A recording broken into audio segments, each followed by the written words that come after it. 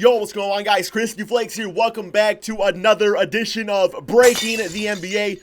Now, I'm going to say, like, straight up, yes, watching Zion Williamson go up against Taco Bell last night, that was some good stuff for March Madness. But, did you guys actually see this game winner by Jeremy Lamb against the Toronto Raptors?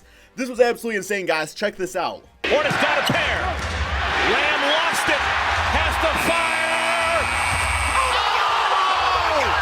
What? Jeremy Lamb wins it. Unbelievable. What just happened? Toronto. Did it count? They're going to look at this for sure. Good golly, Miss Molly. He did it. That was absolutely insane, guys. Like, Jeremy had a bitch-ass Lamb on those Toronto Raptors. Like, there was no stopping that, man. And just a quick reminder, guys, if this video ever hits 5,000 likes, that means I have to wear a Kevin Durant jersey for 7 straight days of hosting this show. I do not like Kevin Durant. I'm pretty sure some of you guys know that by now. So for our first story of the day, it turns out that if the Los Angeles Lakers end up firing Luke Walton, which they probably will, they already have a coach like in their sights that they really want to go out and get, and that is former Milwaukee Bucks coach Jason Kidd. So Jason Kidd coached one season actually also for the Brooklyn Nets and then a few seasons for the Bucks, has a combination record of 183 and 190. And I will say, I was kind of shocked by this news because I was kind of thinking that they were going to want to go for more of a veteran coach. But at the same time, like, Jason Kidd does have some seasons under his belt. So, I don't know. I know he's from the area, I believe. So, I do like the fit, though, man. I actually do like the fit. Now, he does have his strengths and weaknesses, so you be the judge of this. I think as far as player development goes, he excels in this. I think he's a big reason why Giannis is the player he is today.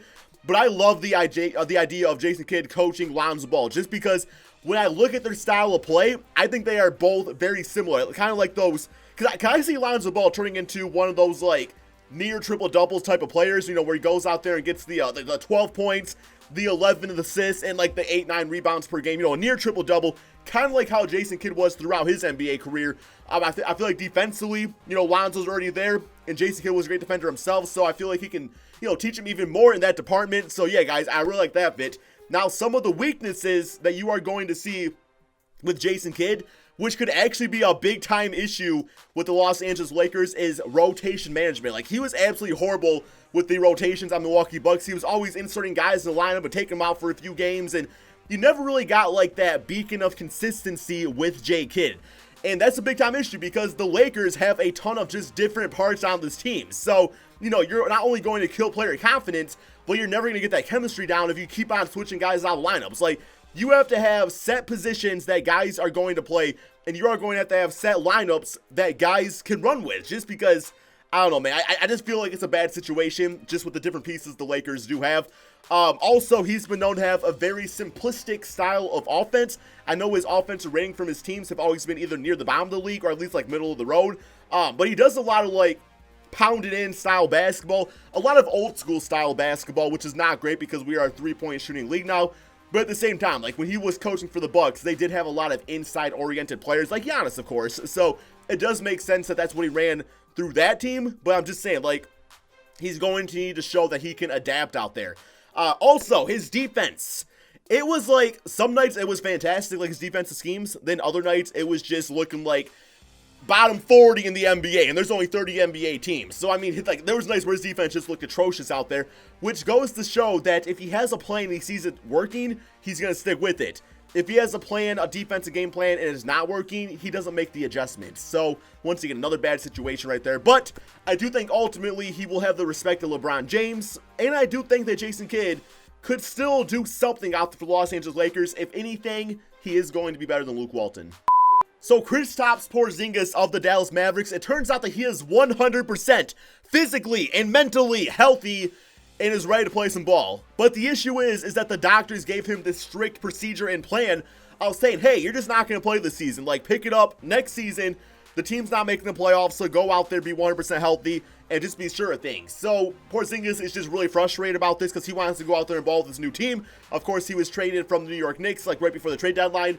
So yeah, what do you guys think? Let me know in the comment section below. Do you feel like Kristaps Porzingis should be able to play if he wants to play, or do you feel like it's the smart decision? I will say, lower body injuries for big guys, never a good thing, but at the same time, if he feels he's healthy and he's just recovered from it, I mean, he was never really a highly athletic type of guy anyway. Like, he kind of like settled for like the jump shot a lot and, you know, the post play and things like that. So he was never gonna like beat guys off the dribble all the time and, you know, throw it down. Of course, he can do that. It was just not like the big part of his game, where I don't think the bulk of his style is going to suffer from his former injury. I do think he is going to be at least 95%. You got to think when you have an ACL injury, you never quite return to 100% of what the player you once were. So the Los Angeles Lakers played the Sacramento Kings last night and won 111 to 106. LeBron James had a triple-double of 29 points, 11 rebounds, and 11 assists, while Kyle Kuzma put up 29 points himself and 16 from KCP. Over on the Sacramento Kings side of things, there was 25 points from the rookie Marvin Bagley. He also put up 11 rebounds and 2 assists, while Buddy Hield had 18 points and a 10-piece for Harrison Barnes and also Willie Cauley-Stein. So I will say, I thought LeBron James was just going to shut it down now. I mean, the team's not making the playoffs. But it turns out he was talking about it after the game and kind of saying, like, hey, like, if I'm out there playing the game, I'm not going to cheat the game. Like, I'm going to respect it, and I'm going to give it my all. Do you guys feel like LeBron should shut it down, or do you like the idea of him still playing? You know, it was 35 minutes last night. So, I don't know, guys. Let me know in the comment section below what LeBron should be doing right now for the best of his game. So, Trae Young has had a fantastic NBA season, at least since the NBA All-Star break. But you also have Luka Doncic that's been getting it done since, like, the very first game of the season. So I found it quite interesting where guys like Blake Griffin, Donovan Mitchell, and Kyle Kuzma have all gone to different forms of social media to really express that they think Trae Young should win Rookie of the Year. Now, I'm sure Trae Young, you can definitely make an argument for him, but I have like this sense that players are throwing shade towards Luka Doncic, and it makes no sense to me. I guess like Blake Griffin of all makes no sense because he was a second-year Rookie of the Year, just like Ben Simmons was. So it's like, you would think he would respect that Luka Doncic sure did not go to college and was like playing like in a grown man's league in the Euro League. So you would think that maybe he would understand that. Now, Donovan Mitchell would make sense that he would vote for the guy in second place and Trae Young because, of course, you know, Donovan Mitchell came in second place in the Rookie of the Year voting. And then Kyle Kuzma, I don't know why, you know, I mean, maybe he's just really good friends with Trae Young. But all I'm saying is I remember DeAndre Jordan, when he was on the Dallas Mavericks, like, there was rumors going on that him and Luka Doncic did not get along at all, and I think that's because Luka has that certain, like, ego to him that he wants to be the man, but all these NBA veterans understand where it's like, no, man, you gotta, like, work your way up in the respect rank. So I just have, like, this really bad feeling that Luka is rubbing NBA players the wrong way, and they just don't like him very much. Does he care? Probably not. And just a quick playoff update as the Detroit Pistons lose to the Golden State Warriors 114 to 121 as the Pistons fall to 7th place in the Eastern Conference. Meanwhile, the Golden State Warriors, who lost the other night without Stephen Curry, finally have him back. Curry dropped 26 points on 5 for 10 from 3, 9 rebounds, and 3 assists. You got 24 points from Klay Thompson, and then 14 from Durant and also Draymond Green. Andrew Bogut, their newest addition, dropped 8 points, 5 rebounds, 3 assists, and 3 blocks, fitting amazing into this team that he once won a championship with. But once again, man, the team only had 4 All-Stars playing as DeMarcus Cousins was out for whatever reason. Maybe he's injured still. I don't know, man. Or maybe he just took the night off. Probably that one.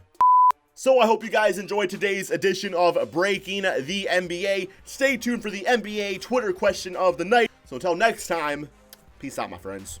It's time for your top 3 plays of the night. We have the Sacramento Kings against the Los Angeles Lakers. LeBron tries to thread the needle, but is stolen by Corey Brewer. He dishes it over to Marvin Bagley, but LeBron swats that away, dishes it up. No look pass to JaVale McGee from Lance Stevenson. Guys, check this one out one more time after the great defensive play from LeBron. I could have swore Lance was going over to Kuzma. He's like, hell no, baby. JaVale, throw it down.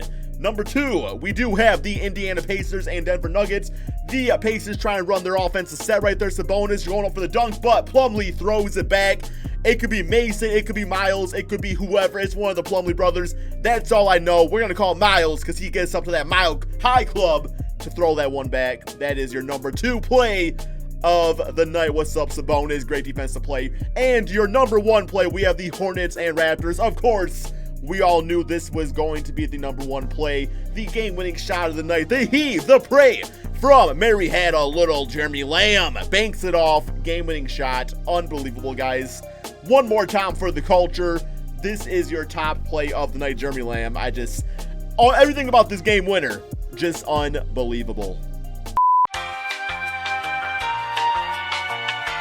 And for the NBA Twitter question of the day, if you could have dinner with 3 NBA players, who would they be? Marco saying Zach Randolph, Alvin Miller, and Shaq. They paying the bill, though. T-Bug says Steph Curry, Kareem, and PG-13. Brad Weaver says definitely not J.R. Smith. We have James Harden, the MVP, saying James Harden, Hakeem, and Kobe. We have Tyler Rudd saying Colin Sexton, Larry Nance Jr., and Jetty Osman. Crustables with Dame, CJ, and Nurkic. Smarter fan than you, LeBron, Anthony, and Kevin Durant, just so we can get Magic in trouble for tampering again. Justin with Zaza, Kawhi, and DeMar DeRozan. It's going to be a fun time. We have Brandon saying Joe Ingles, LeBron, and MJ. LeBron, Durant, and Cousins. Ginobili, Duncan, and MJ. And of course, here are some more answers for you guys all to see here. Me personally speaking, if I can have dinner with 3 NBA players, I would go with Stanley Johnson to ask, why? Why are you the way you are? I would go with Darko and ask him, just ask him like what went wrong with you as a player? And for the third one, probably Chauncey Billups, because he actually is my favorite player of all time. So yes, guys, here are all the answers for the NBA Twitter question of the day. Remember to follow me at KrispyFlakes2K if you ever want your answer to be shouted out in a video. Thank you all so much for watching. There was a ton of these today. You guys have been showing crazy support. Peace out, my friends.